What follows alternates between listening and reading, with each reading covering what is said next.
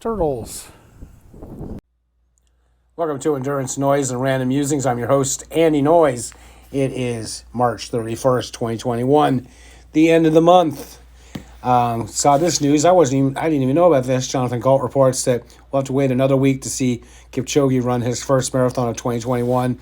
The NN Mission Marathon race in Hamburg will be postponed until April 18th due to COVID restrictions that forced the organization to find an alternative location for it. And, I've just recently, as you've probably been hearing, on Clubhouse, and a lot of the people on Clubhouse it's international. I kind of always just get this idea of USA kind of thing.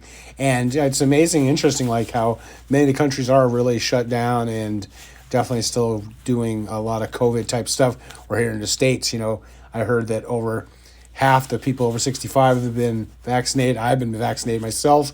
My wife has too. We're in our late 50s, and my sons were in their late 20s. All went and got the first shot of the Pfizer today. So it's definitely interesting how things are different in different parts of the world. And this race has been postponed. We've had some races here in California have been postponed that I expected to do. I was planning on doing this 25K in Tehachapi, about an hour away in the mountains, and it got canceled, even though we are going to be doing the Burro race next weekend. So I really like this retweet here. It says, many top runners in this generation won't know of Dave's exploits, particularly his 1982 season. He ran 13 minutes dead solo, winning by a length of the straight. He ran a 146 for the 800, 349 for the mile, and 732, all that. And he was, of course, Dave Moorcroft. Of course, I remember him from those days, and I guess this is a good art. You can listen to it on Athletics Weekly.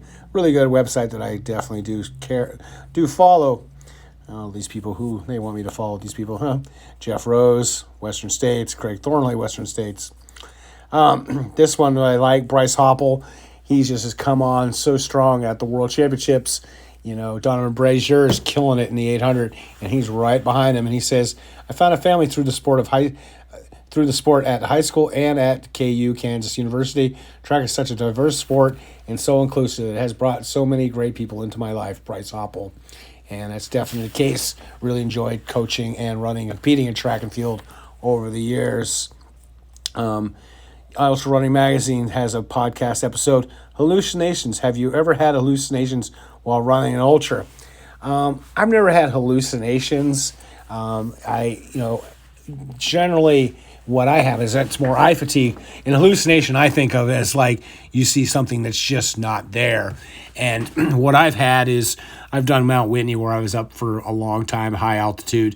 And I remember coming down one time after an unsuccessful attempt, and I'd been on the trail for 20 hours. And I got down to the safe part, but as I was walking down the trail, the bushes and trees all look like animals, like snakes and alligators and stuff. And the shapes were there. It's just, obviously, there wasn't alligators and stuff. And then also at Whitney, there's this big rock that looks like a whale. And when I walked by it, I thought it was a whale. So it's not hallucinations per se. I mean, like there's the famous, can't remember someone at Badwater, I think it might have been Dean Karnassus or somebody saying that they saw a girl in roller skates skating along in front of them in a silver bikini. And I've never had that. It kind of sounds like a nice hallucination. The other time that I've had eye fatigue and seeing things that aren't there was really interesting in that I was with my friend Carla Kent pacing and crewing her at the Tahoe 200. And I basically did it solo. I ended up doing almost 80 miles with her. And it was interesting. It took her 4 days, 96 hours, a little less than 96 hours. And on the last night, me and her were pretty tired because, well, she'd been racing, but I'd been up most of the time crewing and pacing her. I would often pace her and then hitchhike back to the other aid station to get the car. Well, we were walking up and we were walking along and I'd say, she'd go, why is there a tank over there? And I'd be going, you know what? I thought it was a tank too. So it was kind of interesting that we were both seeing the same things. And obviously you wouldn't see a tank out in the middle of the woods in Tahoe. I talked about this yesterday, but it says must see if you can stay up on the West Coast. All of this year's home meets at Oregon Track and Field, Hayward Field will be streamed live on Runners Space Plus, beginning with this weekend's free broadcast of the Haywood premiere. So I definitely want to check that out. It's going to be April 2nd and 3rd. And there's a link here. You can see all this stuff if you just go to I'll have it in the show notes, my Twitter feed, I retweet all these things. And that's about it. Not a lot with endurance news, but of course, it is Hump Day Wednesday, so not usually a whole lot going on. My training, I actually kind of woke up again, stayed up for a few hours, but then I passed out for a couple hours, so I was kind of happy with that. Got up, did my warm-up, which includes like about a 8-9 minute spin on the bike, and then do my kettlebell drills. There's the kettlebell drills, some of them. And then I headed out, and I was pretty tired now that I'd done Monday and Tuesday, 15 plus miles on both days. This morning's 10 miler, or not quite 10 miles, 14K, was pretty darn slow, felt pretty tired. But I got it done, and then most of the day I spent doing all kinds of different things. And then I went out and met my friend Amanda, and we went out and did some flat, easy miles out at Hart Park, another 10K. So got 3 days in a row. I'm trying to get back to doing 100-mile weeks, but I am really beat up and tired, so I'm not sure what's going to go on with that plan. Then if you go to my Instagram, this was interesting. I was out walking. I always try and get out there early so I can get a little warm-up, because if not, I just can't even move. And in fact, it's interesting. The more you work out, the longer it takes to warm up. Just is. And so I was out there, and I saw this animal. I thought I was videotaping, and my video didn't turn on, but I did get one snap of a beaver in one of the lake kind of things out at Hart Park. That was kind of cool. And then I was walking along a little bit longer, and I saw all these turtles. And both these are two things I've never seen out there. You know, might be silver lining of COVID that the animals are kind of taking over the parks a little bit more. And then, of course, the humans had to be there. And this guy here is riding a motorcycle around on the lawn in the park. No, you can't do this. And him and his family were taking turns riding the motorcycle in a public park. Just amazing, and just amazing.